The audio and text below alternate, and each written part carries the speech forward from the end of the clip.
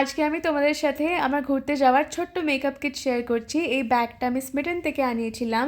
আর সবচেয়ে প্রথমে তোমরা দেখতে পারবে লিপস্টিক্স। আমি 3টে লিপস্টিক নিয়ে যাচ্ছি, একটা মেবলিন সুপারস্টে, একটা রম্যান্ডের জুসি টেন্ট, আর আমার ফেভারিট নায়িকার মোনালিসা শেডটা। আর আমি একটা কন্ট্রোর পাউডারও নিয়ে নিয়েছিলাম, যেটা ইউজ করবো কিনা সন্দেহ আছে, কিন্তু কম্প্যাক্ট পাউডারটা তো খুবই দরকারি।